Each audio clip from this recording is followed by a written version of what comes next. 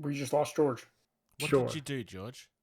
This episode of Getting Tabled is brought to you by Valhalla Hobby. If you use the code TABLED, you can get 5% off any order over $100. You can find them at valhallahobby.com. Brought to you by some guys on the internet. This is Getting Tabled. With your hosts, Jason the Bruce, You guy! George the Yang, I hope you are all entertained by my inaptitude. Jason aka Major Socks. We've been doing this and talking about various stuff. One of the stuff. Now sit back, relax, and get tabled.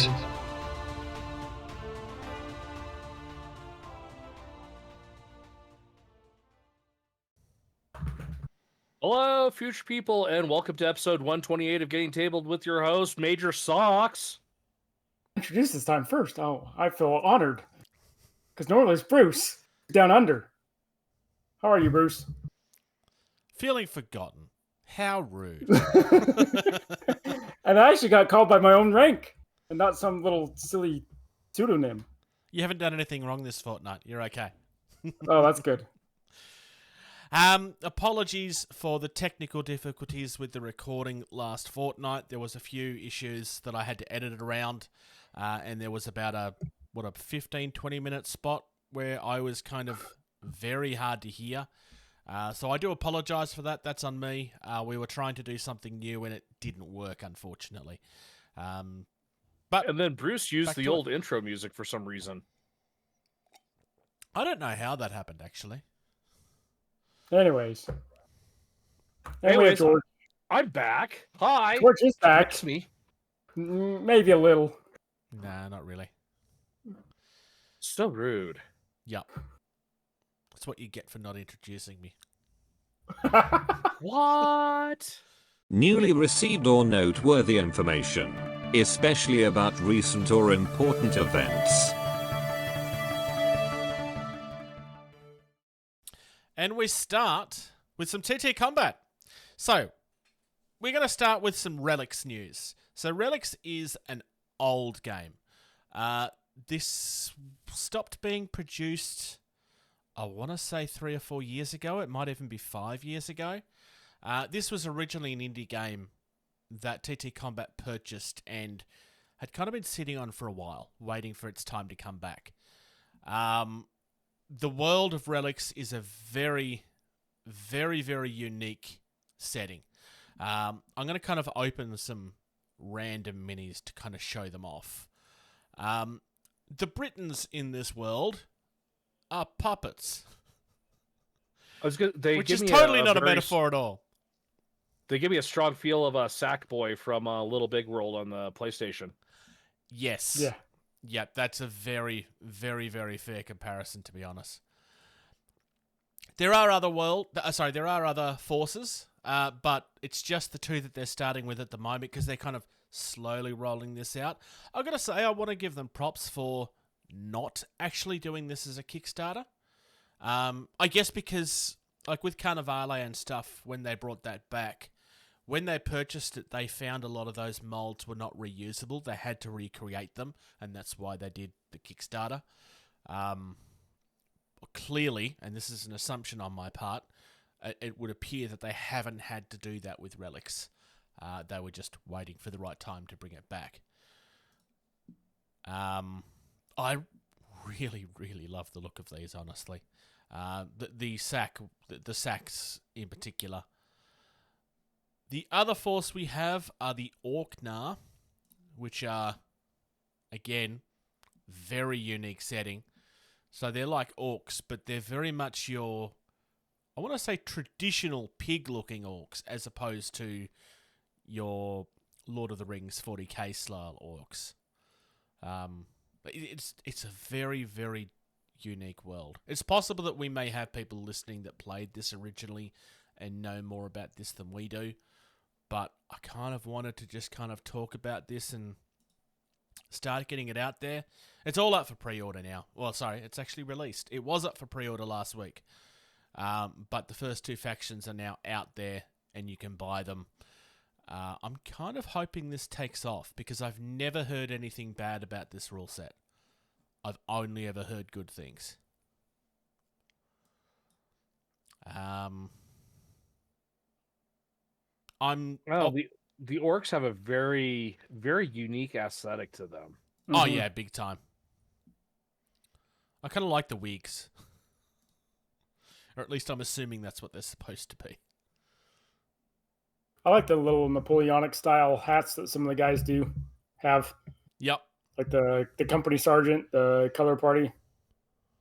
Just those style of hats on them. Yeah. I like them. No, they are. I will agree with you on that. So yeah, you're looking at like Sackboy type puppet type things. So it's a historical game that's not historical whatsoever. Each I just love how I mentioned Sackboy, and now you can't stop saying Sackboy. because I can't see it any other way now. Each of the European factions that were in this had their own unique feel. So obviously the puppets is the Britain one, and the orcs. There's something different with the Germans, but I don't remember what it is. But we will start to see those as they roll out. Also coming up this weekend, we have a pre-order for the Agatha's Stone Moon Tavern, which is a really gorgeous looking fantasy building. This is probably one of the best like generic fantasy buildings I've seen, because it's like it could be a house, it could be a tavern, it could be an inn. Like it's so generic. It has so many roles it could fill just out of the box. I really like how they've done the curved sloping roof, because like quite frequently you get those sloping roofs in fantasy buildings that make no sense. Like they just don't. But they're very hard to recreate in MDF. They've done it really well here.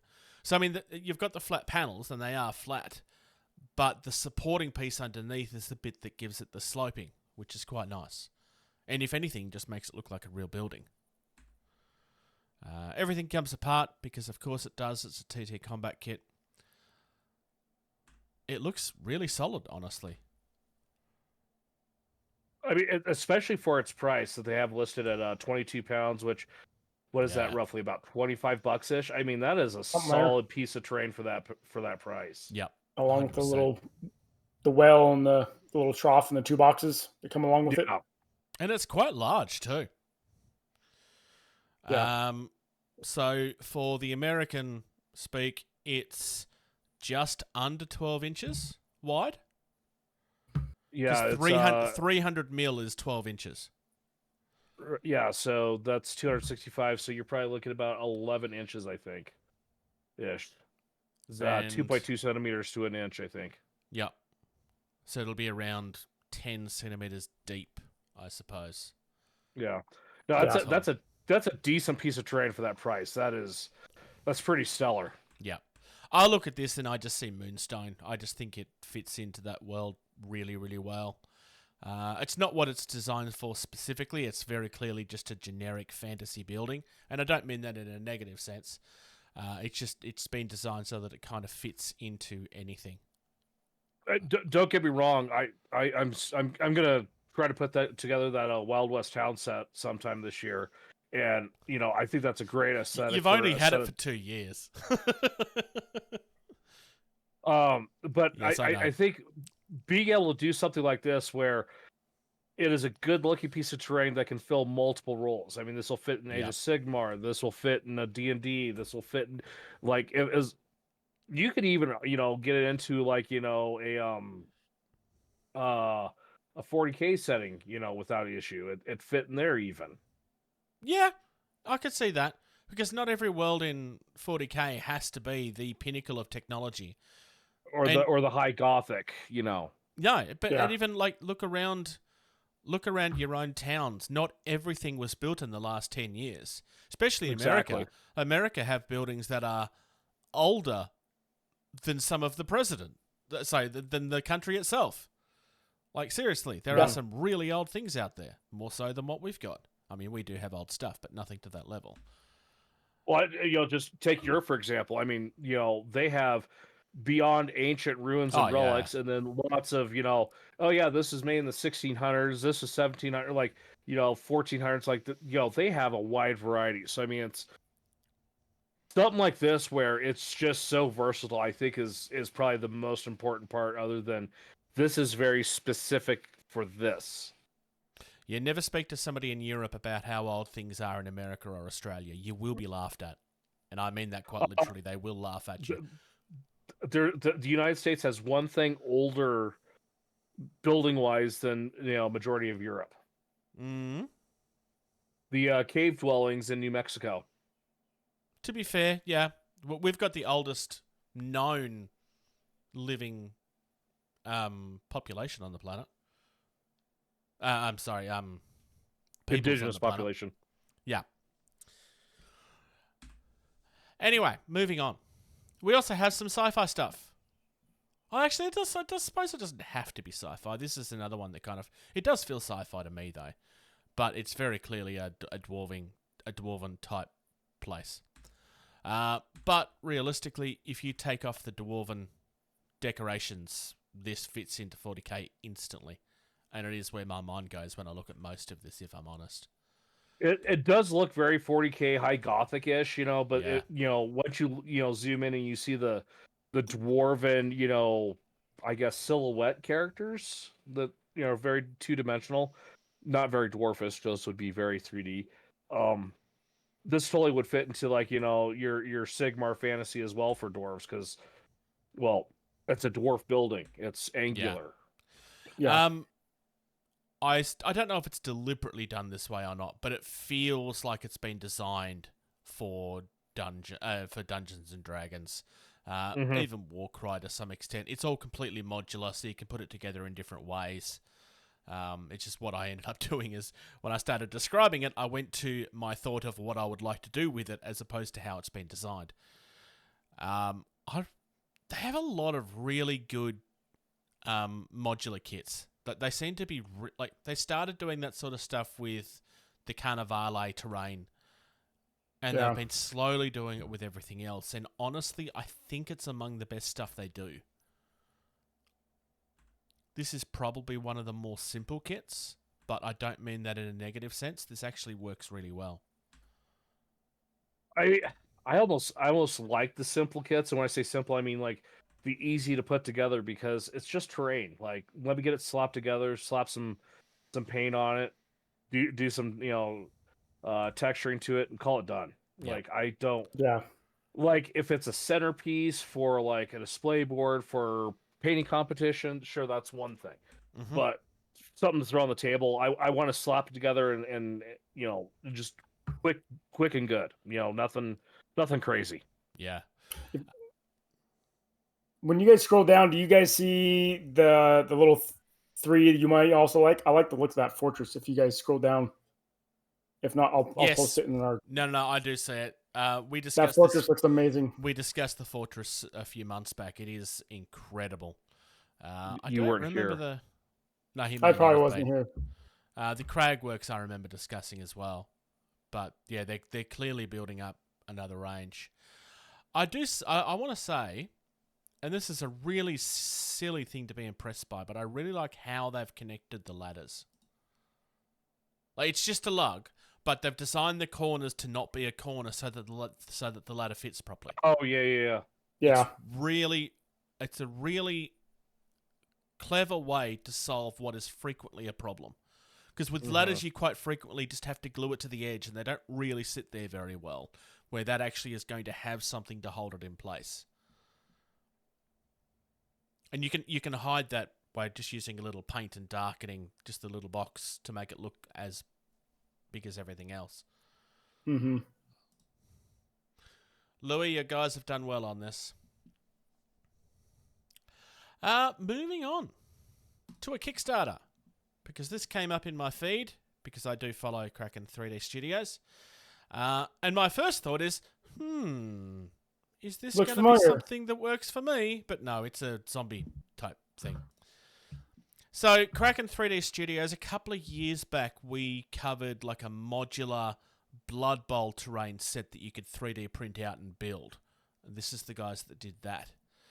So this is a giant set for their Apocalypse line, which is all modular roads, and obviously we know where my mind goes for that. It goes to Entropy City.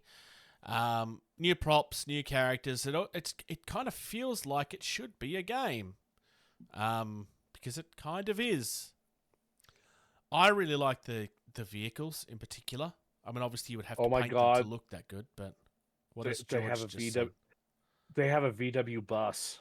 Oh yeah, the combi van. You can see it in the background of one of the pictures there.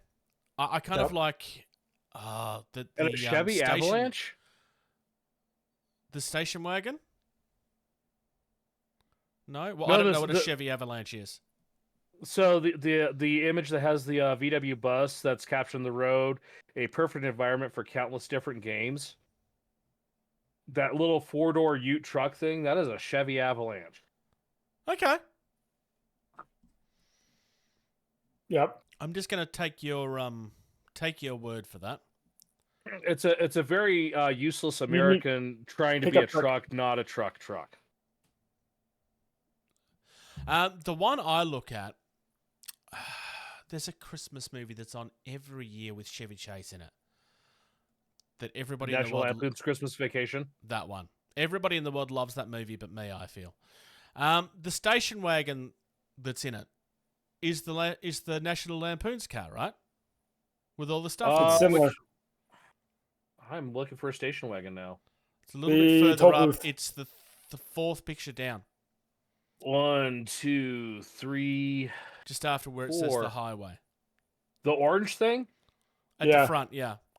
No, that is a classic Jeep Wagoneer with the faux wood body paneling. Okay.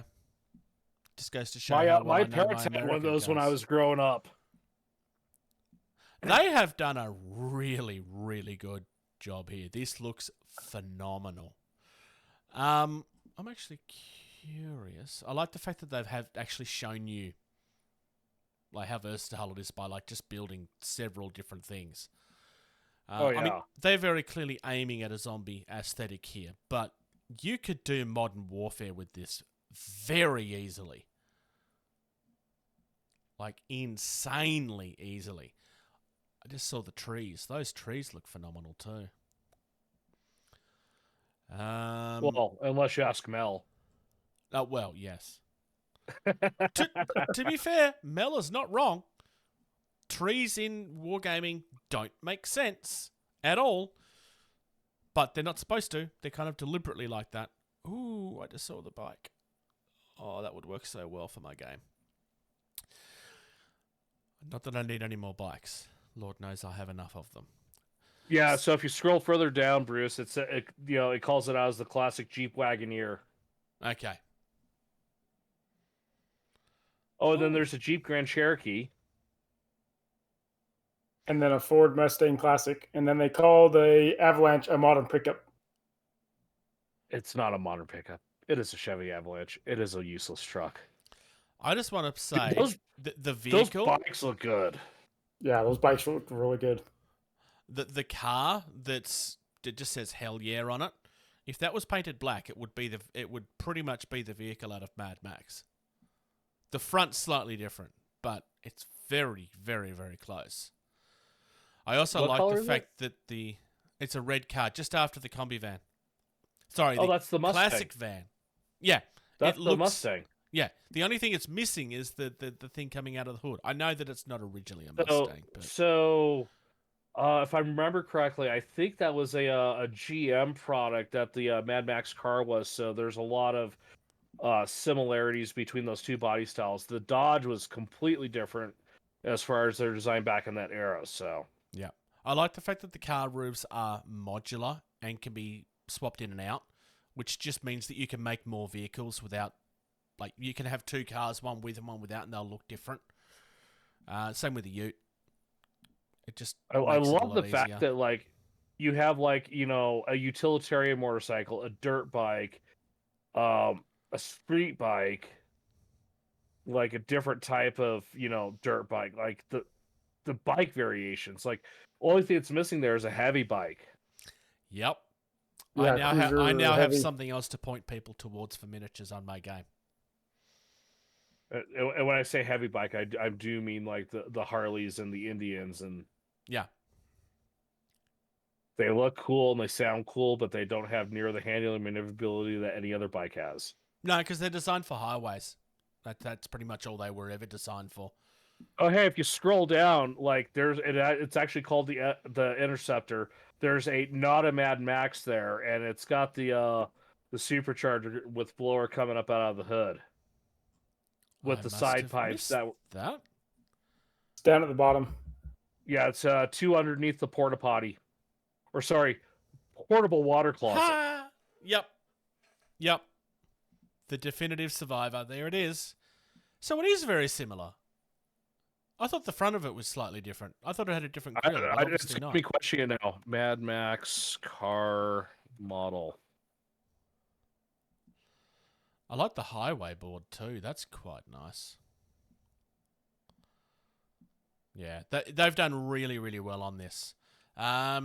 If you're just picking up the vehicles, it's only €30. If you want the environmental stuff, then it's 35. Everything is 60. Like, it's really good value, honestly. Okay, so I just looked it up, and the Mad Max car, it's definitely a Camaro Okay. type body style. So they're creatively making a Mustang look like the Mad Max car. Yep. Which is a good way to avoid copyright. So yeah, I really, really, really like this. Like, seriously. Oh I my think God, this is Bruce, phenomenal. the armored van. Yeah. Now I have to go all the way back down to the bottom again. It's below two underneath the Interceptor. Yeah, I'd scrolled all the way back up to the top. That's why I had to find it again. That is phenomenal. I do like the zombie barrier too, honestly. Though you couldn't... it looks like that's all in one piece. I'm kind of hoping that the zombies are separate because, to be fair, if you're going to have a fence like that, you want to be able to use it for multiple things. Yeah, like I know not it's have the simple, zombies but stuck that in it. military tent's phenomenal. Yeah. That's just a piece of terrain you don't see it. I would love to have that just to like drop down as part of 40K terrain, because Yeah. that's just something you don't have is tents. And socks. What does the military like to use when there's no buildings? Tents. Lots and lots of tents. Yep. So... cool find. Like, this is some great looking like terrain. Yeah. yeah, it's absolutely phenomenal. And whilst, yes, obviously for a zombie apocalypse game, it makes a lot of sense. At the same time, a lot of this stuff is extremely versatile. I mean, like I said, modern day warfare, you could find all of this sort of stuff very easily.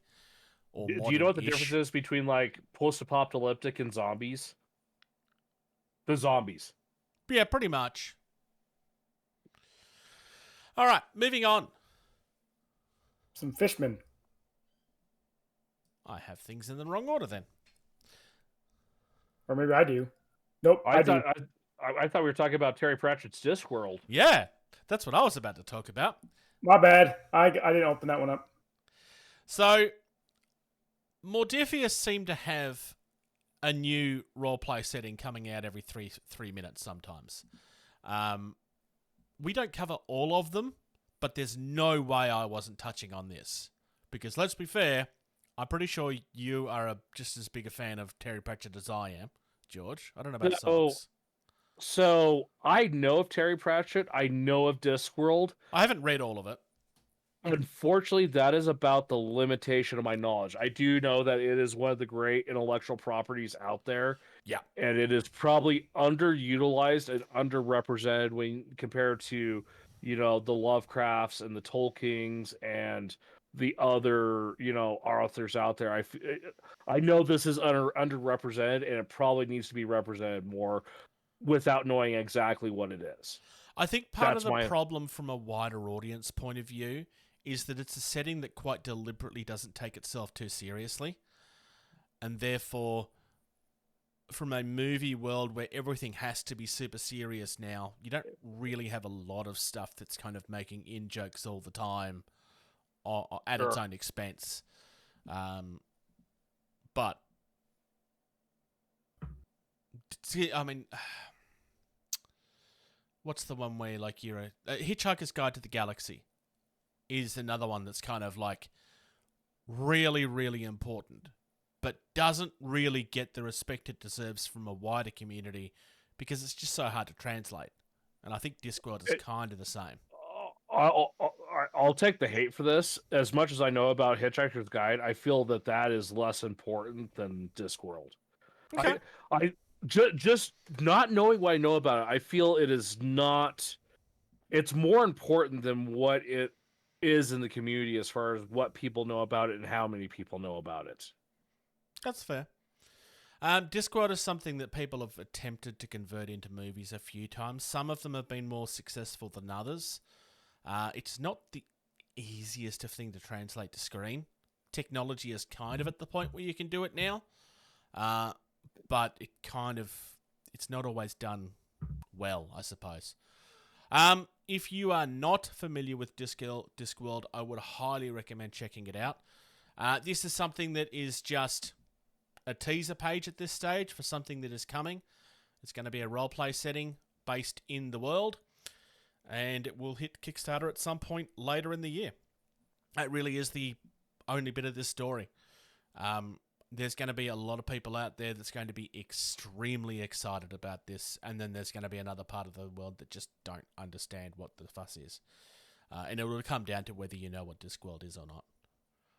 Make no mistake about it. Discworld, I would argue, is popularity-wise on the same level as Lord of the Rings. Yeah. Well, I was going to say there's going to be the third part of, like, they're like me. Like, I know it's a thing, and I know it's important, but I don't know what it is. Okay, fair enough. I think there's that part of the population, too. So I suspect that Sox is with you on this. Yep. Just because he's kind of sitting there looking like he has no idea what we're talking about. Yeah, I've never really heard of Discworld until tonight. Oh, see, I think I at least have like an audiobook on my phone that I downloaded at one point. If you want to look it up, look up anything from the Death Trilogy. That's probably the easiest introduction. Otherwise, moving on. Murlocs. So we have some really cool, cute-looking fishmen here. Badger Murlocs. Game. What? Murlocs. That's a name for fishmen, I assume? From World of Warcraft. Okay. That's why I don't know what you're talking about. You guys don't know what Murlocs are? I'm not a World of Warcraft person. I quite notoriously hate that game with a seething passion. No, it's a terrible video game. It's a horrible video game. They show up in Warcraft as well. Anyway, we've got some really cute looking fishmen here. Badger Games is something that I kind of want to go exploring through at some point because they have some really cool stuff. This seems to be a range of their own, but they also do, you'll notice on the side there, they're also selling Archon Studios stuff, Dave Taylor Miniatures stuff, so that they do have a wider range of stuff, not just their own. I really like these fishmen, though. And I always kind of like it when someone has something that you could just make an army out of for pretty much anything you want. Like, I can see this being used for Kings of War. I can see this being used for a custom Age of Sigmar, or Fantasy Old World. Or an army to go against the TT Combat Hobbit army. Yeah, that's a good shout, honestly. Also, let's be fair, D&D is a thing. Like, that is probably your first port of call with this. And I've just realised that they are for Ravenclaw, not Badger Games. Sorry, that's my fault. Badger Games is the storefront that sell the Ravenclaw stuff. Docs, did you look at the Murloc link I sent you at least? I know Bruce can't. No. Looking at it now.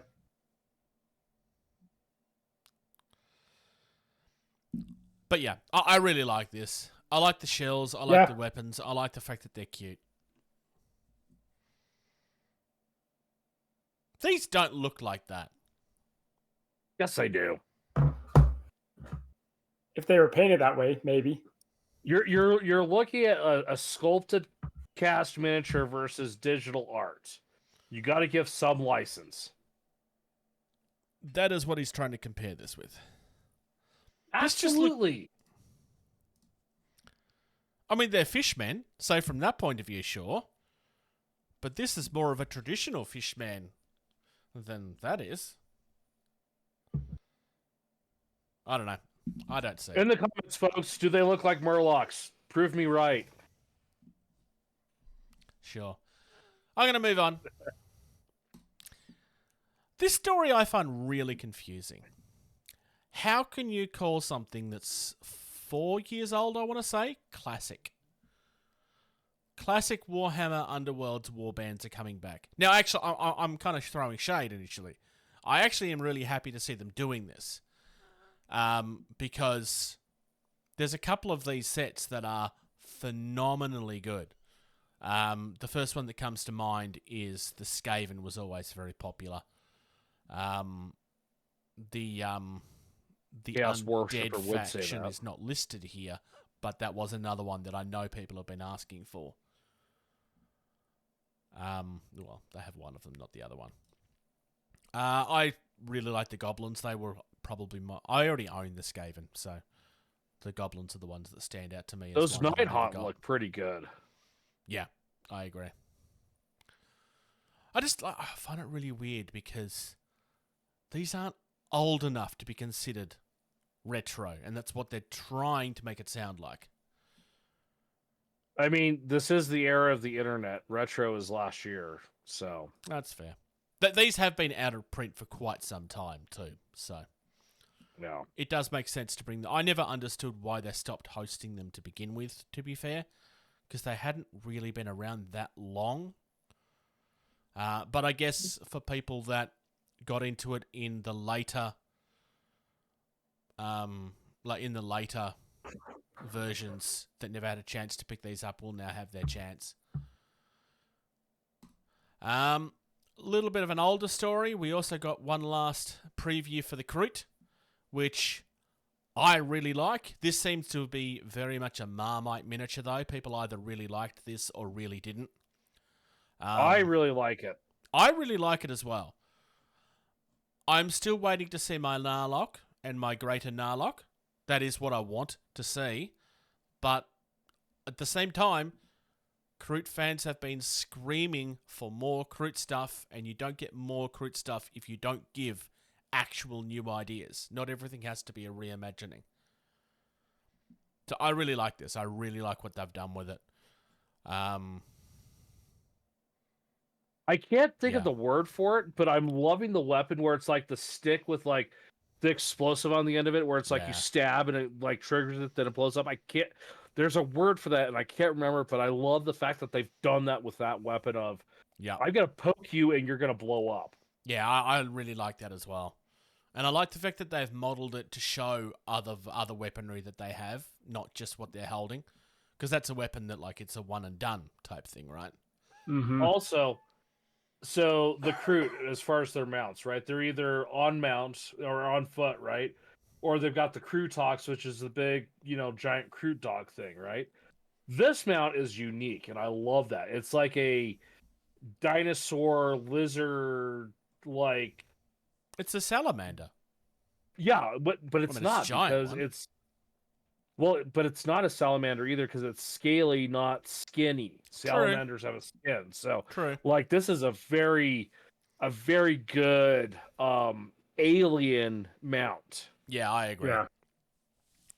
Like the big negative I saw coming out of the community was that looks nothing like a Narlock. Why have they done this? And I mean, the obvious answer to that is it wasn't supposed to be a Narlock. That's why it's called something else. I would still expect that we will see the Narlock. It doesn't make sense not to do it. but they may be choosing to hold that back for a future release. Maybe we haven't had a preview this week, which makes me believe that we might be towards the end of what we're going to see. So I'm kind of still hoping. I still want to see the Narlock, and specifically the Greater Narlock, which was the giant one. But it'll be a question of whether we see it for this release or whether we see it for the next one now. The creature's called a Calamandra. It says that in the paragraph right below the video. Yep. Stop reading and making us look smart, Socks. We're supposed to be I know. ill-informed and just making our own Guesses? conclusion based on observation. That's definitely not what I was doing, but sure. And to be fair, that is Salamander, but with a K. That's all that is. It's Salamander with a K. But it works, and it really does work. Can we talk about... Oh, sorry, go ahead. No, what were you... If it's about this, otherwise I'll keep it going. No, it's the next thing. I was going to say, can we talk about one of probably the greatest looking minis we've seen in the last year? Yep. So there was a preview that happened for Warhammer World's Anniversary last night. This is one of the things that came out of that. We have a new hefty lad. It's a new Big Mac. And George is not wrong. He looks amazing. I've got to say, I really love the scarring. Like, they've actually shown, like, the pain involved in having these conversions done. Well, so I'm going to step out to you got the Sisters of Battle, right? You've got the very fleur-de-lis covered, elegant mech suit with the person right there in the middle unarmored. And then you have the same thing for the Space Marines, where you have this really cool, dynamic thing with he's wearing armor, but he's right in the middle, like, exposed, right? Yep. That makes no sense. It's just rule of cool for the look of that. But when you do it for an orc, it looks amazing, because how would an orc do it? Well, like this. Yeah, that's how they would do it. Tear you open and throw it on. And it's just like, here, we're going to attach this stuff to you, and because it looks cool, it's going to work, because that's how orc technology works. Yep. And it was the Black Mane and that orc that set last year for the Space Wolves. That looked cool, and this is hot on the heels of that orc right there. Yeah. The only downside of this mini is that you're only going to be able to get it with the Orc Battle Force Stomper Boys, so this is the exclusive for that box set, which is not a bad-looking box set, unless, of course, you don't need what comes with it. I will warn anybody that wants to buy it, though, that Stomper is one of the most difficult miniatures to build that they have ever made. It's not very well designed. So you have been warned. But still, if you're getting into orcs, it's a good looking box set to buy, honestly. You kind of get a little bit of everything that in theory you would be wanting.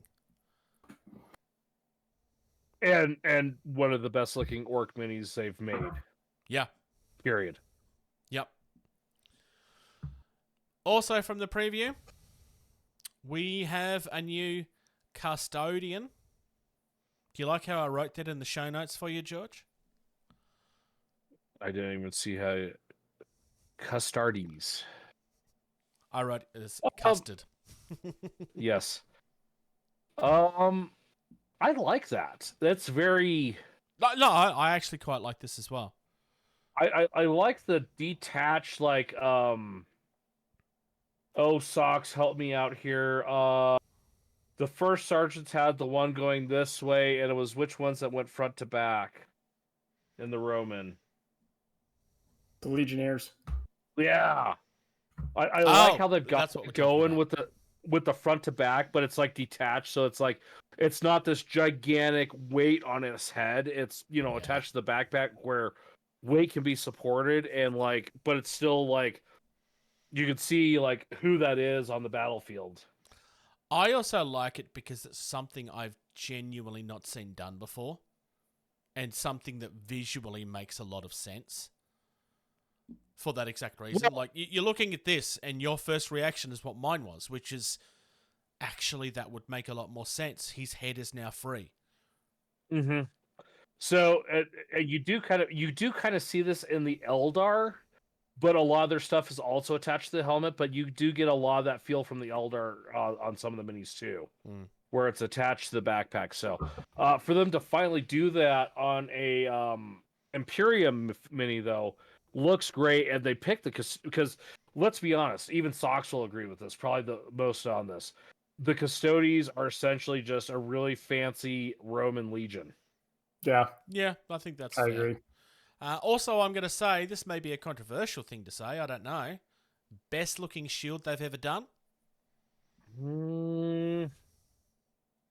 I like all the Custodes shields just because it's the Custodes and they're just like, check out our freaking shields. Oh, we also just have straight across the board 2-up invuln saves, so we really don't need shields, but check out our cool shields. Yeah.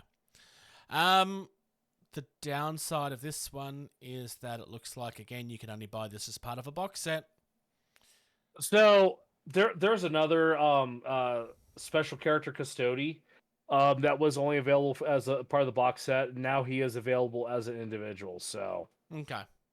Because you would never want to buy that box set, right? Because you would never have a need for the rest of the stuff I already have that box set. Well, so that box set has three bikes. My set only came with 3. Yeah. This one has 6. But everything else that's in that box set, I've already got. Like that was my point. Because Custodes are not a force where you want to have that many of one thing. Because it's very much an elite type force, right?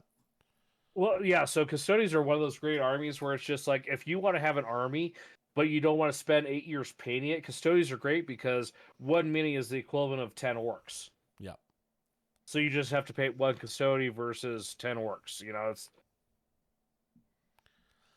And I like both versions of the mini. I like it with and I like it without the helmet. I know, but like from a military point of view, I know that them not having helmets doesn't make a lot of sense. But I actually quite like this one because it's got the really high collar, the bit coming off his back. Like most of his head, unless you're front on, is pretty much well guarded. So, with the exception of the Custodes, where it's like they've got the very crowned helmets. Yep. I don't like those helmets, but the rest of the Custode helmets, like the Terminators and the Jet Bikers and this guy, I like those helmets. Those look very good, like functional helmets. Yep. Like, I really like what they've done with this one. And the last thing, there's 2 more things that came from the preview, but this is the last thing we're going to talk about today. I'm mostly okay with the built-in terrain because that's easy to shave that foot off that one piece, and you don't have it. True, and that's assuming that it's connected. It may not be. Because that's my bitch. I don't like built-in terrain. I'll do my own. Thank you very much. Yeah, no, 100%. The last thing that we're going to talk about was the gnomes. To my knowledge, and I'm stealing this comment from a friend of mine, Alan, who said this, and I'm pretty sure he's on the money. The gnomes haven't been seen since Warhammer 3rd edition. That's how long it's been. It's a long time ago. Well, I can tell you that right now they have the most. This is the most powerful, one of the most powerful figures in Blood Bowl. I can tell you this right now. Which one? Oh, the goose. The one with the goose, yeah. Yeah. Those things are nasty. There's a reason why they're called Cobra chickens. There is a very big part of me that wants to buy this. I'm not going to lie. It's not the first time we've seen gnomes, but it's the first time we've seen gnomes in those Warhammer trees for a long time. Yeah, I hadn't even gotten down that far yet. Oh God. Before I move on to the tree, there's actually a couple of different animal companions in this set. I like the badger all one. of them look amazing. You like the which one? The badger. Oh yeah, the badger looks just nasty. I quite like the foxes as well. The one trying to run with the ball is the ball in his mouth. Cute, yeah. And then yes, as George kind of hinted at, oh my lord, this tree is amazing. It's just really good. they've done a really good job with this. And I like the fact that it doesn't look anything like the Sylvaneth trees. I like the fact that it's very clearly something of its own. This is the best tree Games Workshop has done. I just really, really like it.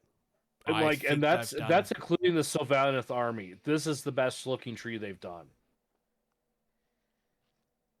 This looks like a tree that came to life, as opposed to something that's trying to pretend it's a tree. This has the Peter Jackson Ent feel from Lord of the Rings. Yep, I'll agree with you on that. And that was such a good aesthetic in those movies, is how those Ents were portrayed, and this just falls right in line with that.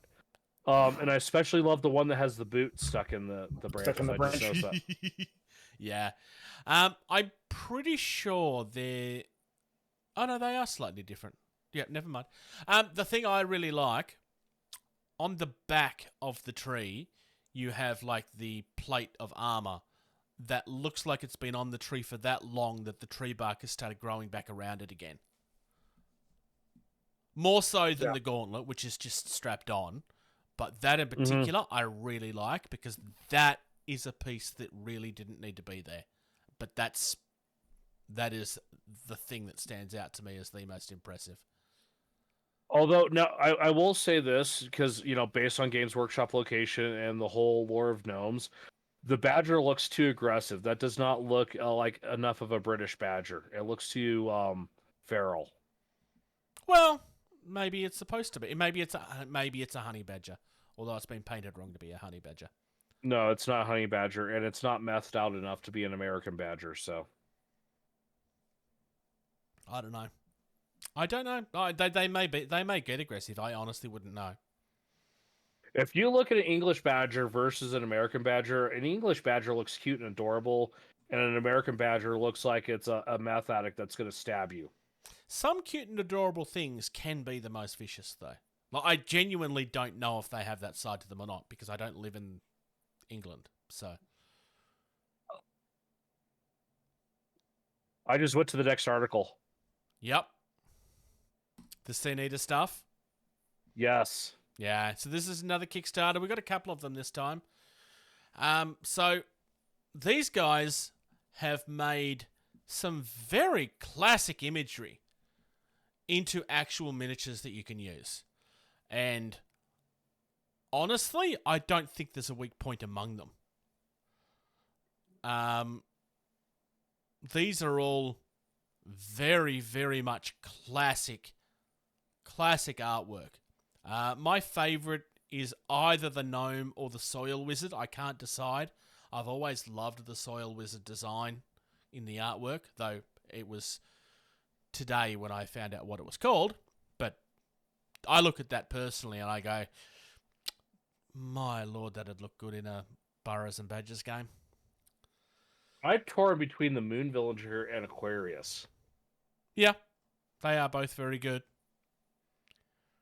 I love the Aquarius aesthetic because in a lot of the is it Welsh where they have the horse skull instead of a head iconography? It might be. I'm trying to remember. I'm not very good with that sort of stuff, so it's kind of hard to say. I know it's a colonizer, country, Wales or one of those where it's like the horse skull's a predominant monster, so to speak. Well, in the Scandinavian countries too, I guess. Yeah, it could be. But I just think that they've just done an amazing job with this. And whoever it is that painted them, I don't know if it says, but whoever it is that's painted them, I'm going to assume that it was Andrew May himself, because I don't know. But they've painted them so that they actually still look like they're painted art, as opposed to a miniature. I mean, you can see that it's 3D, but they painted it in a way that like, it's not clean. It looks like brushwork.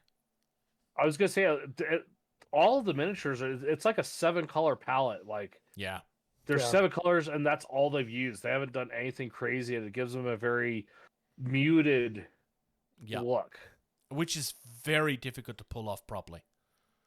Yeah. They've done an incredible job. The gnome in particular stands out to me. It's just so well done.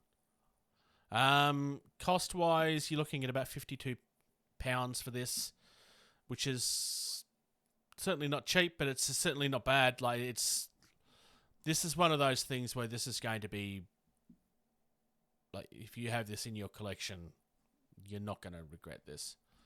They are just gorgeous.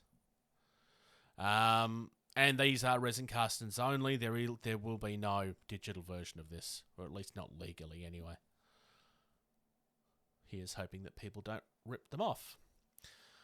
Moving on. About a month ago, we were discussing how CMON were moving into Europe, and I was kind of like, well, it's a shame that it's not happening the other way.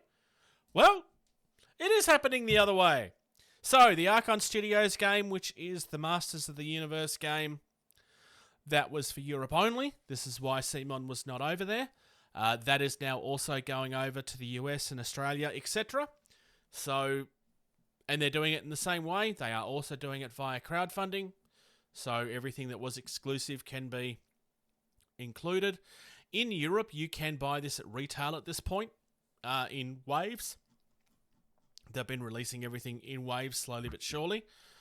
From what I have seen, the miniatures on this look better than the CMON ones do. But that's aesthetic choice. Obviously, they couldn't make them all look the same because... Yeah, I'm watching the trailer right now, and I will say, if what they are showing is the actual miniature sculpt, that the sculpt does look slightly better. Yeah. And it's splitting hairs, like the Ram Man, for this game. It looks like he's got the extra beef that Ram Man should have. Yep. The CMON stuff all kind of, like, it fits the CMON aesthetic. And this is not a negative. Those miniatures do look really good. But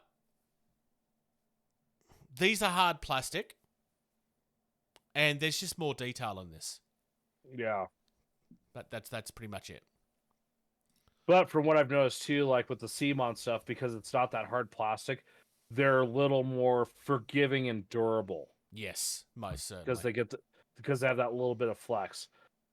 Hard plastic's great because you can get that detail, but for a board game intro, Warhammer, hard plastic. 99% of your community and players are going to understand that these are delicate. This is a board game. There's still some people who don't understand that, like, some of these board games, like, they don't have that same, I guess, respect that a 40K miniature gets. You know what I mean? I think they've done really, really well with this. There were people, because people may remember that when these were both announced, I initially wanted to own both of them. And then I got 2 of the miniatures for this game, both of which were really impressive to me. I got some of the limited edition stuff. But it was insanely expensive for me to get a hold of them. And basically I just decided to make a decision one way or the other because I couldn't afford. So I now have the option of doing this. This is not happening for a few months at this point. They're saying it's Q2. So it's going to be at some point in the next 3 months. But it also means that I'll have an option to buy this at retail as well, which is probably more realistic for me. I am trying to cull collection at this point because I've been clearing out a lot of my board games and stuff. So I'm really excited for this. You can make the same argument about whether it should be on crowdfunding or not. We made the same argument about whether it should be or not for CMON, so it's only fair. We ended up coming down to the side of no, we kind of understand. George and I disagreed on this quite famously. Yeah. But it's So the same argument both ways. if the crowdfunding is only available for the countries that have not had a chance for it. So Yep. if this was the UK or the Europe version, and all of Europe got their chance for it, the exclusive stuff should only be available for the non-European countries now, Agreed. because it is now in retail in Europe. So as long as they do it like that, I'm fine with it being back on a crowdfunding platform. Yeah, That's 100%. I want the same opportunity that the European backers had. Socks. Were you a Motu Yes. person growing up as a kid, or is it too old for you? Because you may have missed this in its heyday, maybe. Yeah, I wasn't too big into the He-Man series and stuff like that. So, Master of the Universe. What Not was so the much. equivalent for you when you were growing up? Where do you start? Power Rangers? No, that's No, too you- new No. still. You'd be Still too young too for new. that. I was kind of, I mean, I know about this stuff, but I was like G.I. Joe, Okay, so G.I. Joe Transformers type age. Oh, Not. Transformers. Yeah. Probably TMNT, actually, now that I yeah, think about it. TMNT, yeah. All right, Socks. Yes. We have pretty things to talk about. We have lots of pretty things to talk about. So the first one we have, this is from War Cradle Games. They've announced 3 new box sets coming out later this month. We've seen a couple of these already. The Sultanate Aerial Squadrons we've seen from the Fortunes and Glory 2-player starter set that has the Union and the Sultanate. So this is just more stuff that you can expand your aerial units for your Sultanate. So you can get 2 Nassars, 2 Hurkas, and 2 Alskar, and then some SRS tokens. So again, just some ways to flesh out your various aerial units for the Sultanate, which I love. This is a faction that I still want to get in the future. Mm-hmm. When that will be, I don't know yet. Which one are you looking at, George? The next one. Destiny? Yes. So this is the next. This is the new set we've never seen before. This is the Destiny Sky Fortress for the Union. I have It's pretty much. I have opinions on this set. This is pretty much 2 huge dirigibles with an aircraft carrier deck stuck in the middle of them. Yeah. And some conning towers with some shield generators. It looks like, or some type of generator and some other weaponry. So I'm looking. I would argue this is what a shield helicarrier would look like if you did a alternate universe where shield was around during the steampunk Victorian era. We already have one. It's called the Avalon. But that's what this is what it would look like. That, like, Nick Fury would be on this. I'll show you the actual Avalon because it's looks like that. But anyways, yeah, no, I agree. This one looks like Nick Fury could be on this one as well. What's your thoughts, George or Bruce? The best looking flying ship they've ever made. And I mean hands down. It does look very, very It is nice. that good. And I love my my large dirigibles that I have for the Imperium, but I do like the look of this one too. I So- love the Imperium ships. This is my point.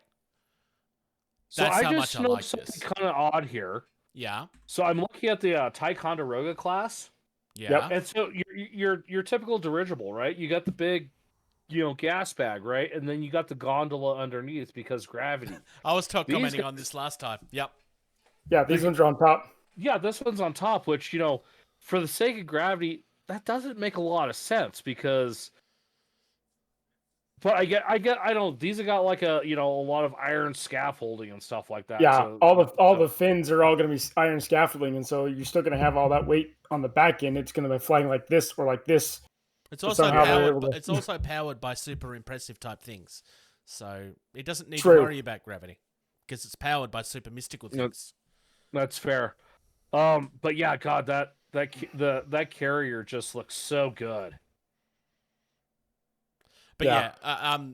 when we were looking at the previous versions of like this, because there's a different version of this ship that we've seen before, that was the thing that stood out to me is like, that looks sort of really weird because it should be the other way around. But yeah, it's sci-fi. It doesn't matter. Yep. Oh, there's a painted version in this. Who there is? Yeah, keep on going. Oh, the Republic class Cloudraker. Yeah. Yeah. I quite like it, honestly. So that's a smaller airship that has an aircraft carrier deck down the middle of it. So yeah, it is pretty nice too. The big guppy. Yep. Yeah.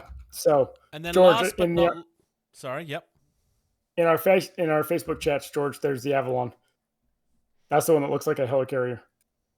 So, but yeah, the last thing we have is the merchant convoys, which also was found in the fair. Yeah, that's a helicarrier. That's fair. Yep. So we have the merchant convoy squadrons, which are coming out in their own box set. These were also found in the Fortune and Glory sets. And so I'm looking forward to this because you can actually do scenarios with these ships that can be used. And so I'm looking forward to it. You got the Titan passenger convoy, 2 merchant ships, and 2 escorts, and then some small ship tokens and cargo tokens, and some ground assault. And I know what Bruce is wanting to say because he's seen a video, and there's pictures out there of these. I haven't seen them myself, but what is it, Bruce? Well, first and foremost, the reason I wanted to discuss these last is because these Olympic-class vessels are far more impressive than they have any right to be. Like, a merchant ship should be boring as all get up, but there's nothing boring about this. It's a Titanic-class ship. There were 3 of them in history. Only one of them ever gets talked about because it was the biggest disaster in naval history. But it's something that stands out and makes a lot of sense to discuss in the world where this takes place. It's right in that age of technology, right? Of course. Yep. And if you had that sort of advanced technology, then the Titanic probably wouldn't have happened. Though I wouldn't necessarily say that. On Tabletop, have done a series of videos where John is converting 3 of these large ships to be the Titanic sisters. So he's done the Titanic. He's just finished doing the Olympia. And the next video they will be releasing is... What's the last Lusitania. one? The Lusitania. Lusitania. It's a really, really good series of videos, well worth your time. Is there multiple options where it's either flying or in the ocean? Yes. It appears to be, yes. Yes, you can. And it's modular so you can have it kind of in a shorter... So you can see there you got your engine stack mod piece. You can actually have other modules to make the ship either longer or smaller if you want, or shorter if you want to as well. So you can have it on the ocean floor itself or skimming across the ocean as well, depending on what you want to do. So that's pretty cool. Yes. This set's been designed really, really nicely. I want to get it. After the brief discovery I had of Dystopian Wars back on the Hot LZ days, and then all of a sudden Spartan Games going under, I really like what has happened with the game so far under Wayland's. Me too. Purview. When they first bought it and said that they were going to kind of work it together with Wild West Exodus into a universe, there was a lot of people that were like, I don't like this. Like, it's already its own world. But they have done this in a way where it just makes a lot of sense. Mm-hmm. Like, they were 2 different worlds, but they were close enough where it made sense that they could come in the same. You didn't have to change much. The only thing they had to change is what caused the steampunk in Dystopian Wars, so that it was what it was caused by in Wild West Exodus. And it wasn't that big of a change world-wise. Yeah. So the one thing I would like to see, because that was the one thing that caught my eye initially, was there's 3 aspects to the game. There's the air part, there's the sea part, there's the land part. Mm-hmm. I don't know what their plans are, but I'd really like to see the land part come about with, Well, we're on the verge of getting it.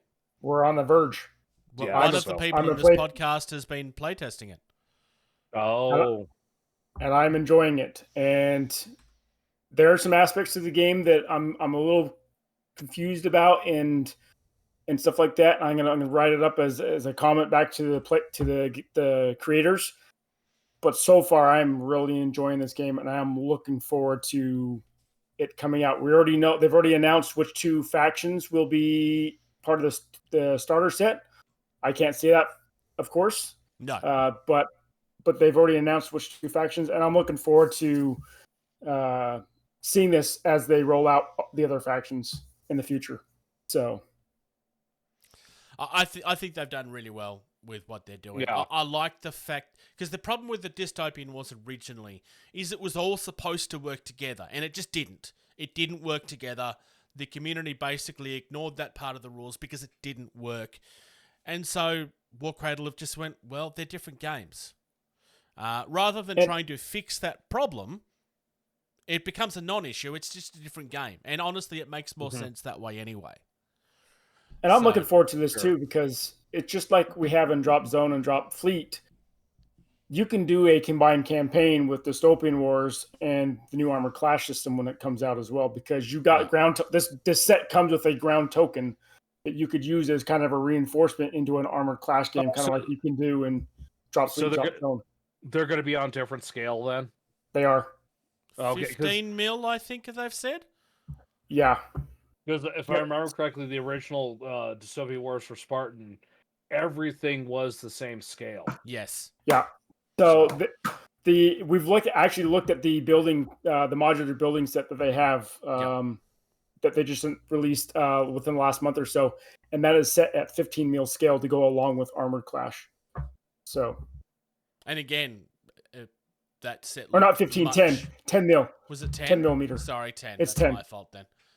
No, it's okay. 10 and 15 is not much different. I mean, there is a little bit, but yeah, that and that.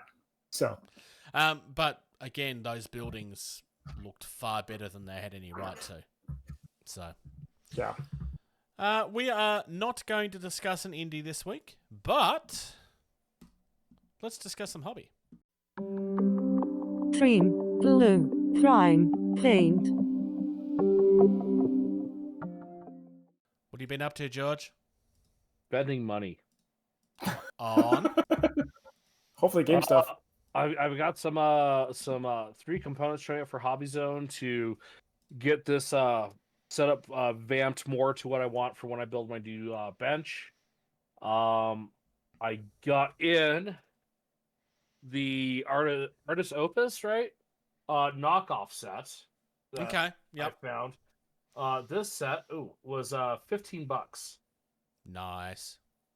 Not bad. So that's a 13 dry brush, and it feels stiff but supple. So and I got some primers in today, and then I got it's on the way. I ordered from our sponsor the complete speed paint set from Army Painter.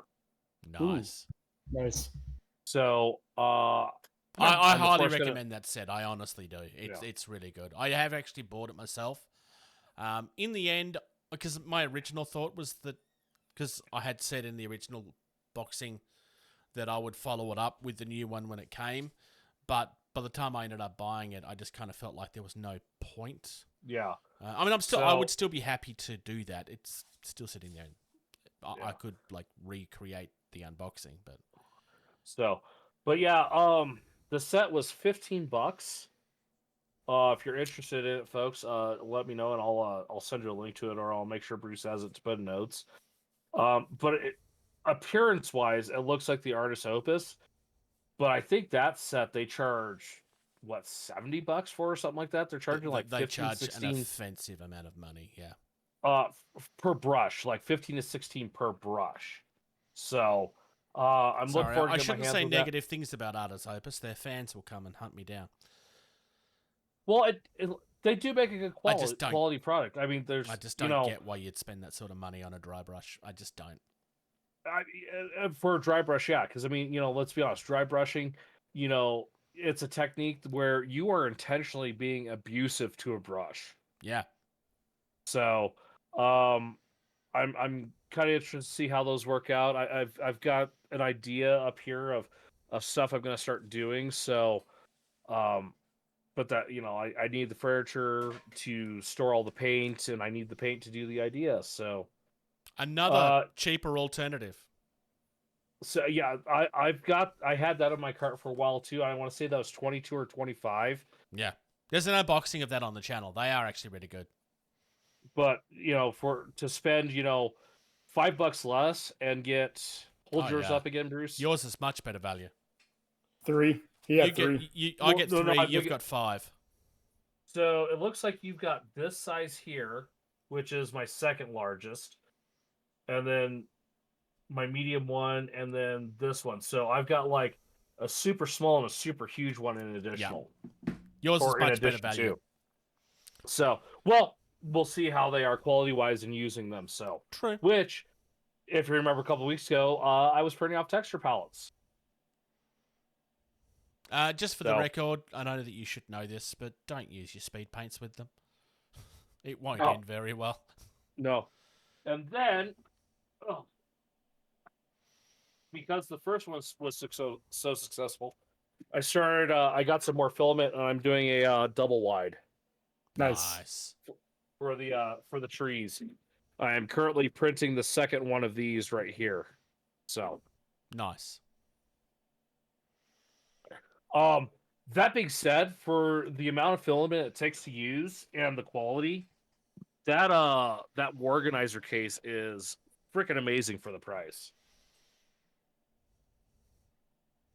I know JP, he backed the Omni case. I'm afraid to see how much filament that uses compared to everything else that they've done. I've not backed that personally. It's too late now. I was going to say we probably should have discussed that in the news. I forgot about that. Oh, their shelf gaming system? Yeah. I wouldn't bother with it. I looked at that, and don't get me like that they are a good company that's making nice things, but I looked at that and it's like, I don't understand why you would 3D print that, because it's a more expensive option as opposed to a cheaper one. Like, there's no way that's feasible. It's any bookshelf is going to be better. The video that JP linked that I watched, JP said that was 6 reels of filament. Yeah. If you figure, $20 a reel, that's going to get expensive really quick for, and I want to say, a Calyx system from IKEA, like a 2x4. Yeah. That's a couple $100. That's way cheaper. Yeah.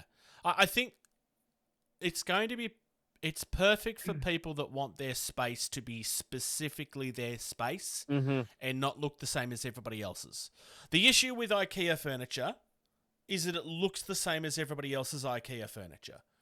And for some people, that's fine. But for some people, they want their house to be their home. Now, granted, you can customize IKEA furniture all you like. But if you've got 3D printed alternatives, there's just not going to be a comparison there. That's where the market is. But when I'm looking at a $250 shelf that I think looks amazing, would go with the aesthetic that I'm looking for, and I put it together and it's done, ready to go, and then I need to do that 4 more times versus printing all of that. And so that's the thing. We're only talking about printing filament. That's not even taking into the fact that time is also money. Well, and then the additional hardware that you have to buy too to assemble the stuff, because it takes nuts and bolts. So, in saying that, I also realized that not everybody has access to an IKEA. Hi, George. Yeah, mine's about 3 hours away, so it's not completely inaccessible, but inconvenient. Yeah, it's highly inconvenient. I think that's a great way to put it, Socks. Yeah. But yeah, I should have stuff showing up here early mid this week, so I'm gonna start working on some stuff. Nice. What have you been up to, Socks? Flag football for my boys is finally over, and so that has been taking up a lot of my time this last month and a half, going off to practices and football games. But I'm also now in the middle of a 3-week exercise at work. Yay! So, yeah, which is taking up the other half of my time. So nothing yet, but the exercise will be ending this week, and I hope to be starting to paint get some paint on some of my Black Seas naval ships here shortly. So Nice. that's what I hope to be doing. I have been working largely on this little gentleman, this handsome young lad here. I'm just trying to... So I have sent you guys a picture of this last week or so. It was that budgie pirate that we looked at. Oh, yeah. We looked at this originally in the news last year at one point as a 3D printable option. I bought it because I want to use it with my Burrows and Badgers stuff. I'm really, really happy with how this turns out. I might actually edit the photos of this into the episode so that people can see, because I realize that it doesn't show up on camera very well when I've got my lighting the way that it is. The other thing that I've been doing is I've been building more bikes for Entropy City. So I'm going to have to move this a little bit. I'm going to try. So it's got... I've interchanged the original body with a new one and a new head, basically. This is the Atalan Jackal, same as what I used originally for the Mutiny. But he has a body that's more of a hoodie type thing. It's meant to be like a militia type jacket. And he's got like a hood with some headphones on. Just trying to make it look more like something in modern day as opposed to a roughly... Like, it's just... The original ones are kind of... It's just... the Atalan Jackals, but with a different head on to make them look human. I'm really, really happy with how this has turned out. I needed one that had a gun anyway, because none of my original ones had any guns with them, so I needed to expand the Mutiny anyway. I'm trying to get ready for testing. I'm considering maybe trying to do a conversion video at some point in the future as an Entropy City type video. Let me know if people want to see that or not. I don't know. It's something I'm kind of in two minds about at this stage. Because Entropy City is obviously still a work in progress and it's not a real product, but maybe the investment would be worth it for people that kind of want to try it out and want to do something a little custom. Sure. That body... I just dropped it. I purchased from Anvil Industries, I think. Or Anvil Studios, whichever one is the one that sells the resin alternative parts. But yeah, that's me. Otherwise, I've been going through the garage. Like I said, I've been doing a culling of... I had an issue for a little while where I kind of I bought things and never got around to actually playing with them for quite a while. And I'm trying to go through all of that so that I can actually use my garage again. I think 75% of the community has that problem, Bruce. That is fair. Otherwise, I mean, I've been working on the rule set still. I've been working on a little bit of just editing a few things and getting a few things ready. I'm kind of getting ready for my next wave of playtesting. I was supposed to have a game of the Doomed on Friday, but my person cancelled on me at the last minute because he forgot to tell me that he wasn't coming. So I kind of hung out and then I eventually went home. So Talk nerdy to me. this is a topic that was suggested by one of you for a change. Socks was like, hey, let's talk about supporting your local gaming store. So I think there's a nice... to some extent, I think all of us get this, right? Like, you've got a local gaming store. It's where you want to go to play games, so you should support that gaming store. Because otherwise, the store won't exist, right? Mm-hmm. I think there's a couple of balances there that I've certainly started forcing myself to do after a few decisions that I ended up being unhappy about. Don't let yourself be ripped off in the name of supporting people, because that's not the same thing. And I'm not saying that stores in your areas do that, but there are people out there that will take advantage of your willingness to be loyal. So don't let them do that. If your local store is selling something for far more than you know it's supposed to be being sold for, don't let them rip you off. This is probably a bigger problem in the US than it is elsewhere, I would argue, because the whole if there's short supply, real or otherwise, they will just it happens in Magic quite frequently where there's a set that's been shortchanged, so they will just throw $50 on top of it because people will pay it anyway. And basically what I'm saying is, don't let stores do that. Speak with your wallet. And there's another side of it too. Like, you may only have a limited amount of gaming spaces in your area, and maybe you have challenges that you want to face because maybe you don't get along with everybody at that store, or maybe you don't necessarily like how it's managed, or maybe it's in a really awkward place for you to get to. Like the place where I go for gaming takes me like a minimum of 45 minutes to get there. It's a bit of a pain, if I'm honest. I actually really like the store. I don't like going there because it's a pain. But I go there because that's where my gaming friends choose to go. All right. Yeah.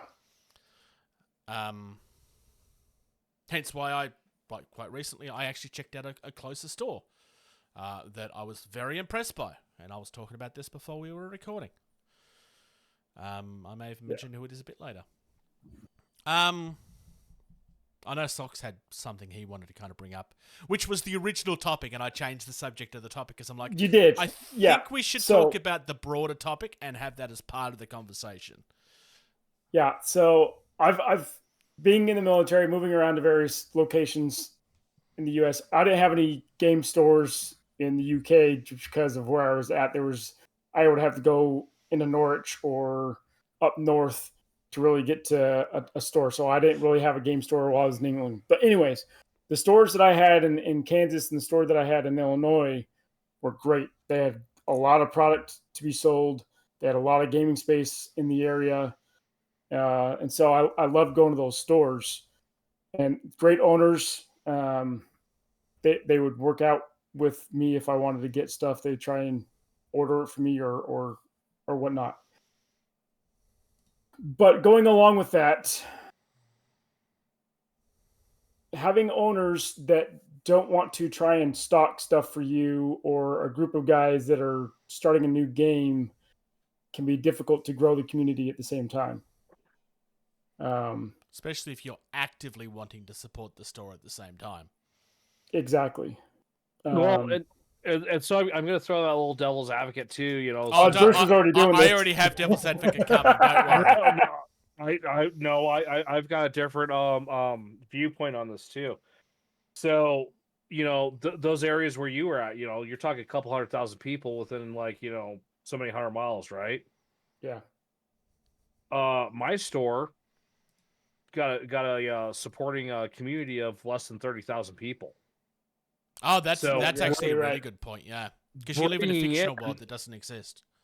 Yeah, bringing in the latest, greatest, you know, thing may be great for 2-3 months, and then when it's just like, oh, this is crap, or they're not doing additional support, and then the store's stuck with, you know, how many Product hundreds of dollars of merchandise on the shelf that they can't move anymore. Yeah, no, I absolutely agree. In small areas like that, it's hard for game owners to want to put out that front money to hopefully stock something.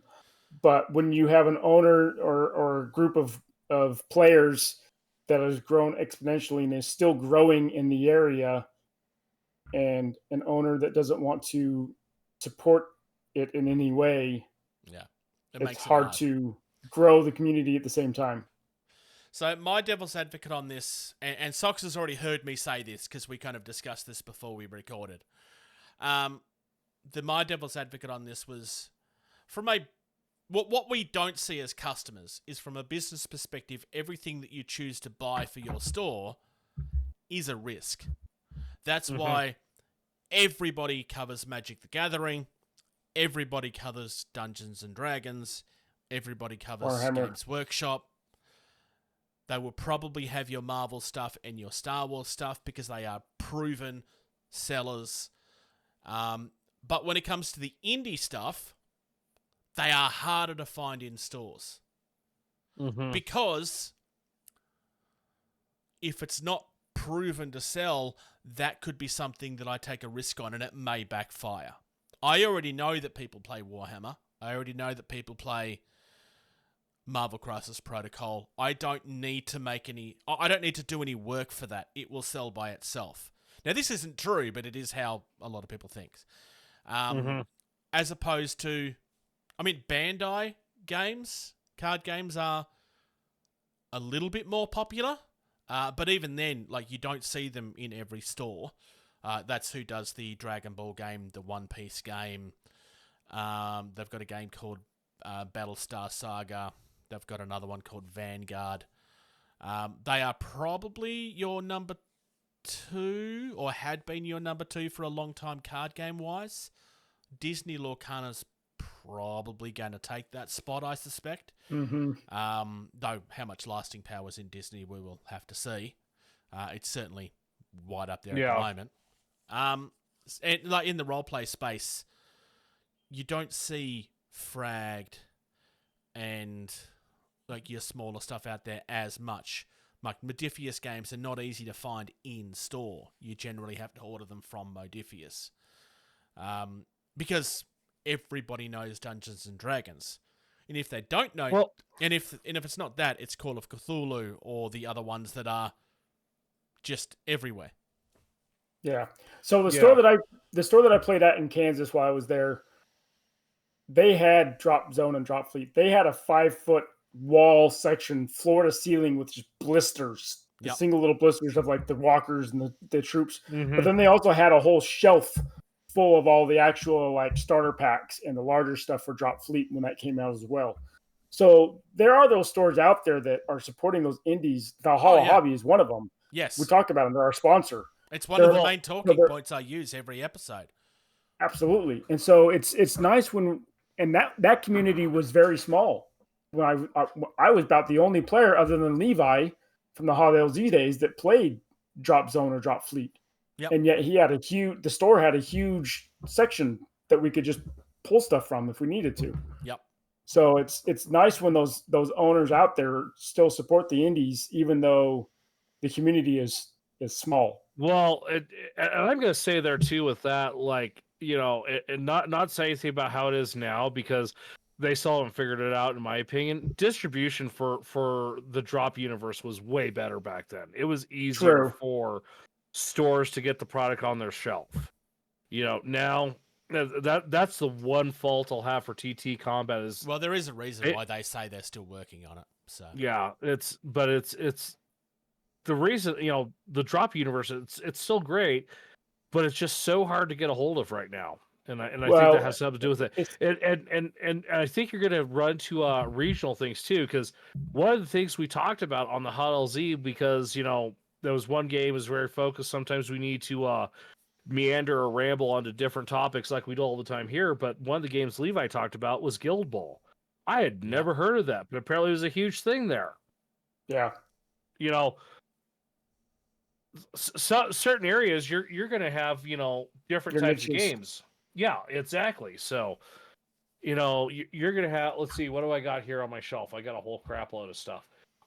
Here we go. Super Fantasy Brawl. I guarantee you there's probably, you know, a 5-store string somewhere on the East Coast where Super Fantasy Brawl has got games of it every weekend with half a dozen people in each store playing it. I mean, the Facebook group still has people, well, did still have people that were talking about their games quite frequently.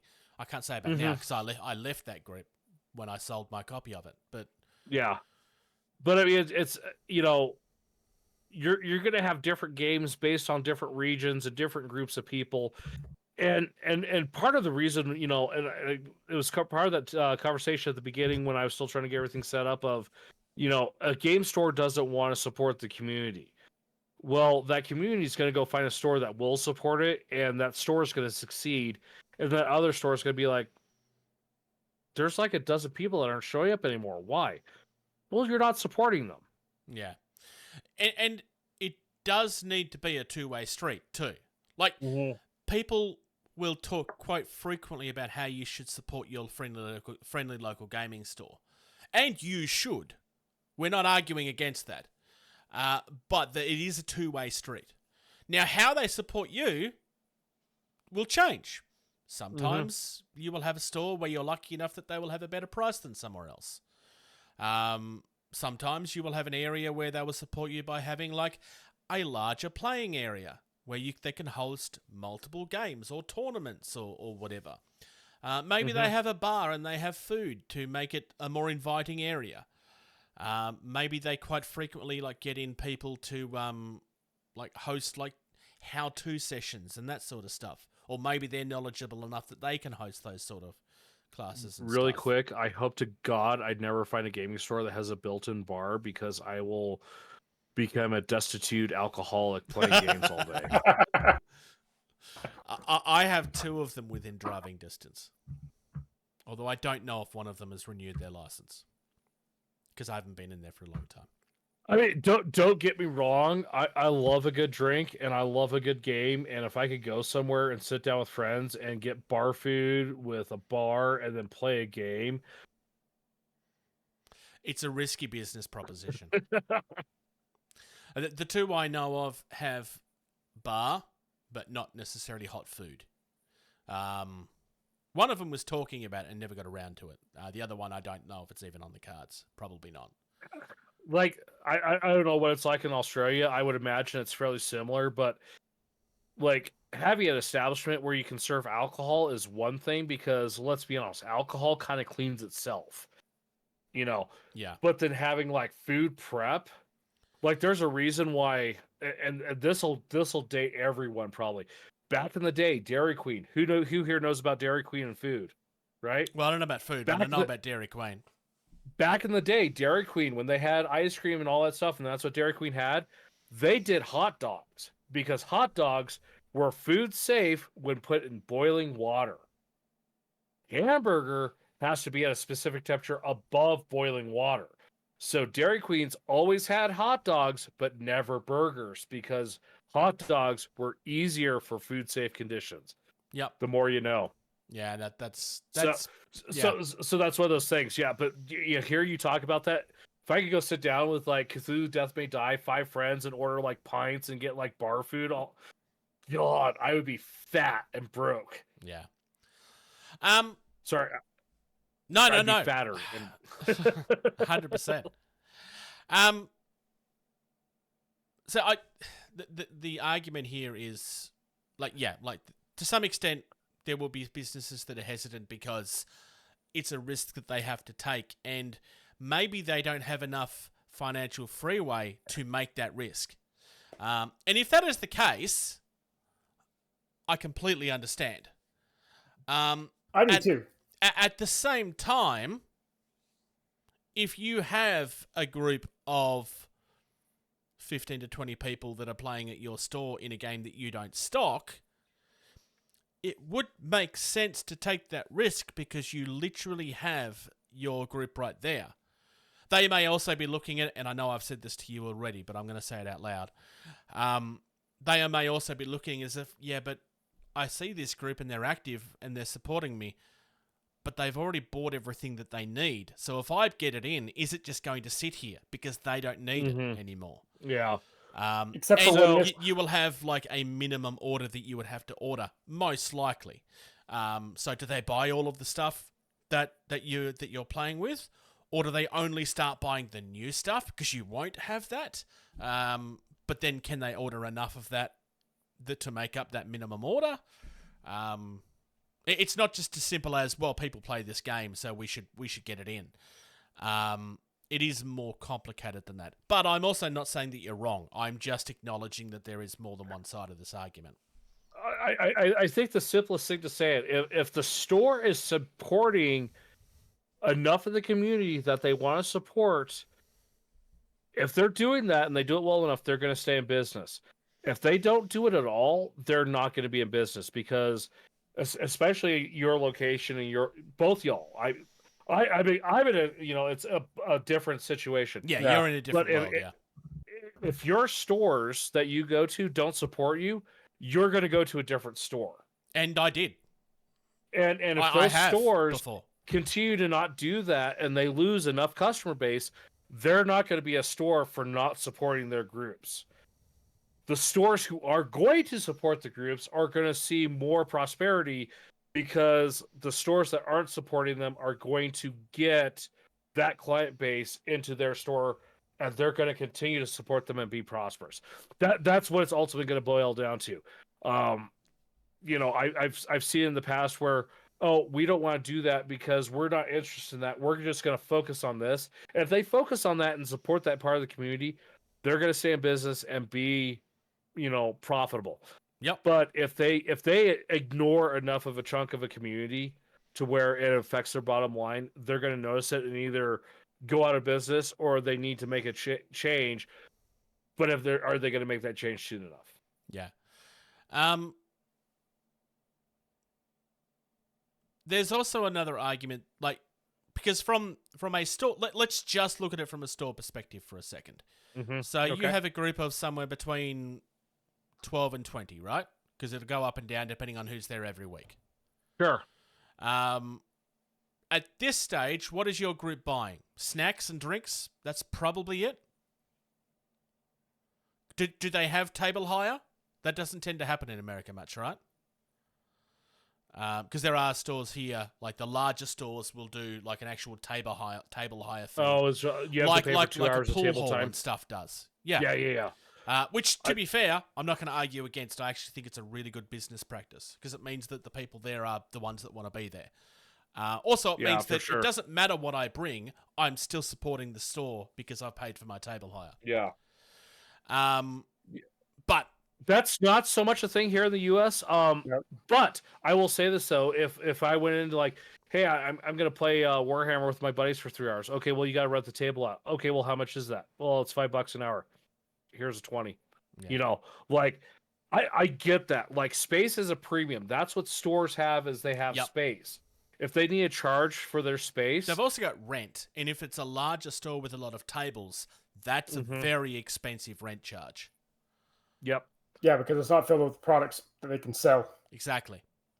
1,000% right there. Yeah. 1,000%. So, from a business perspective, I mean, from the snacks and drinks point of view, that's where they make most of their money. It's no different to that movie theater, yeah. Because, why do movie theaters charge what they do? Well, that's how they have to make their money. Most of them will have like a 300 or 400% profit on it. And that would be minimum. They're not getting it on tickets. But if I go to a store here and I buy a chocolate bar, it's about what, $2.50, $3, depending on the store that I go to. Sure. And they will have paid maybe 50 cents for it. Like that's a huge markup, but it's an expected markup. And the reason that we pay it is because we're wanting to support the store, right? So they are still making money from you. It's not like you're going there and just taking advantage of the store. Yeah. And I know that that's not the accusation that's being made either. But at this point, there is a lot more they could do to leverage the fact that you're there. If they don't want to if they don't want to stock it because they think that it's a risk, the option of making a special order doesn't seem overly difficult. Unless, and I know we've said this already, but off camera, it may be that the people that they have their supplies from don't support this game. And therefore they would need to create a new account that they may not, because that may have other costs that they may not be able to afford to. So they may be in a position where they would love to support you, but are not able to at this time. Yeah. And if that's the case, it's rocking a hard place. Yeah, because what do they need to do? If they want to support you and get you buying stuff from them, does that mean they have to give up something that they're stocking now? I mean, they can't afford to give up Games Workshop. It's where all their money is. They can't afford to give up Magic because that's where even more of the money is. Because I think you said that they have more card stuff than they do tabletop gaming stuff from memory, unless I misheard that. No, it's more tabletop. Okay. Most of it's Warhammer. Actually, cards don't take up much room either, so. That depends. If you have singles inventory, they do take up space, and that's kind of the opposite of my local shop. They've, it's new ownership, new management. And it's what they want to do, but they have swung more into the focus of the CCG, the Pokemon, the Magic the Gathering, the whatever the Disney thing is that apparently is the new hot thing that I Lorcana. have not even looked at because I don't want to do cardboard crack anymore. It's too coming from someone who pays, $100 for a board game or, $50 for a squad of Space Marines. Cardboard crack is too expensive. The problem with collectible card games is that they are designed to be a trap. Well, that's what I'm saying. Now, granted, you can buy a starter deck, and you could just play with that, just like you can buy a starter faction for Dystopian Wars, and that's all that you would need to play. But they are designed deliberately in a way where, yes, but you can't win unless you buy everything else as well. That's not necessarily the case with miniatures. Or the stuff that you bought, in 6 months. Oh, that's been cycled out. That's not legal for play anymore. You have to buy this new stuff again. Yeah. So there we go. That's the discussion. Are there challenges with supporting your local game store that you know of that we haven't discussed? I mean, I've certainly not discussed an obvious one, which may be like you may have a store that you want to support, but maybe you're not a really big fan of the way that it's run or the owners or something. That's a completely different discussion. That's probably more of if you're living in an area where you don't have any options. There is certainly a lot of ways that you could take this. Maybe what we should do at some point is have a discussion about how you can support your local gaming store in other ways. Like we mentioned an obvious one, buying snacks and drinks there. You will pay more for them, but that's kind of the point, is because that way you're helping support them. And like other ways that you can do that. I don't know. Thanks, Socks, because I think that was a good topic. Tournaments, demos, conventions, that kind of stuff. March Malifaux. Victoria has a Malifaux event happening, and I think this is the first major Malifaux event we've had in quite some time. The gaming arena reached out to the Malifaux community recently and was like, hey, we want to start trying to support the community and giving you a reason to come here. So they are hosting a tournament, a 10-person tournament on the 30th of March. The gaming arena is in Bakers Road on Coburg North. This is the store that I actually went to yesterday to check out, and I was very, very impressed. That address looks so fake. I know, right? 123 Bakers Road. It's a real place, I promise. I went there. So it's a 10-person tournament. At the time of recording, there's only 4 tickets left. I really want to go, but I can't really afford to at the moment because it's been a tight fortnight. So I may end up missing out. But how much is it? $35. It's not that expensive. But I've spent my throwaway money already on spray paint for my terrain. It's also the same place where the Melbourne Figures Painter Collective meet on the last Sunday of every month. In fact, that would be the day after this, 12 till 5 p.m. It's the last Sunday of every... Oh, I already said that. Adepticon is coming up, 22nd to the 26th of March. Archers are it's almost like we're in the middle of it.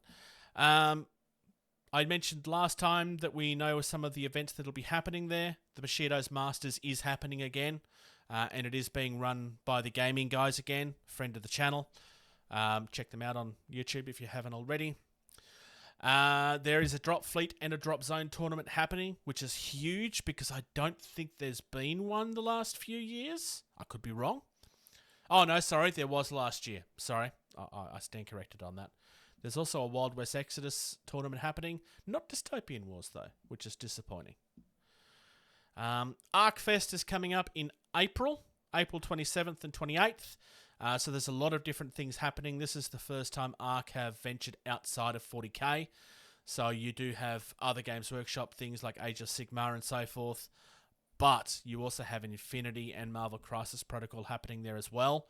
I'm definitely encouraging people to get along and support this because we need to have a convention that is purely focused on tabletop and not just about one game or another. We need to have that community coming together more frequently. So definitely get along to that. I did reach out. I did actually speak to one of the organisers, Ben. I was like, talking about how I wouldn't mind coming along as like just a visitor, just like have a look around. And there's not really much in the way of a ticket to support that because it's not that sort of event. But he did suggest that they are always looking for volunteers, and that would be a good way of doing it. And plus, it means that you're actually helping support the event as well. So, the Nunawading Wargamers Association have a Saga tournament coming up in May. It's at the Blackburn RSL on the 19th, 9 till 5 p.m. And finally, this is completely sold out, but I'm going to continue mentioning it because Thirdapalooza is a Warhammer 40k 3rd edition tournament that's happening in North Shore, Victoria. Why am I talking about an event that's full up? There is a waiting list that you can join, just in case people drop out. But also, there is not a small amount of people that's been asking for events like this to happen for a while. People want to have events for things like old versions of fantasy, old versions of 40k. What's the skirmish game that was based in fantasy that I'm forgetting? It started with M. I mean, Blood Bowl used to be one that was happening all the time. Obviously, that is now a supported game as well. But yeah, so if you're the sort of person that wants to get into retro gaming, this is a group that you should be keeping an eye on because this is where you will find it. Given how popular this has been, there should be more of it coming. We just lost George. We've just lost George. We're not sure why. I did notice he wasn't moving, so maybe his net dropped out. That's my guess. Talk to people about Valhalla Hobby Socks. Valhalla Hobby, who is one of our sponsors, also loves the indies. So they have their Warhammer, they have their Star Wars Legion, but they also have Dystopian Wars. They have... We're losing more of George. Yeah, he's been disconnected, obviously. Yeah, Yep. They have a lot of your indies, so that they have everything in more that we talk about, like Bushido, TT Combat. They have Blacksite Studios. They have War Cradle, like all of it. And if they don't have it, they can get it and will get it. So the reason that we connected initially is because they found that we were also very passionate about the indie side of the business. If you're in Verona, Wisconsin, hell, if you're in the US at all, honestly, their prices are fantastic anyway. So Yes. Plus, on your first order, if it's $100 or more, you'll get 5% off if you use the code TABLED. Indeed. What's the website? Websites. We have lots of them. No, So- their website. Oh, their website, valhallahobby.com. Thank you. You can find us at patreon.com/gettingtabled. If you like what we do, please consider supporting us. Thank you to those that already do support us. It is greatly appreciated. We have a small community of people that are very supportive and always very encouraging. Even if they don't necessarily agree with things that we have to say, they are a community that tends to appreciate the fact that we're honest about our opinions. It's really, really wonderful. Our website is gettingtabled.com. If there's ever something in the most recent episode that we've discussed that you want to know more about, you will find a link to it on the website.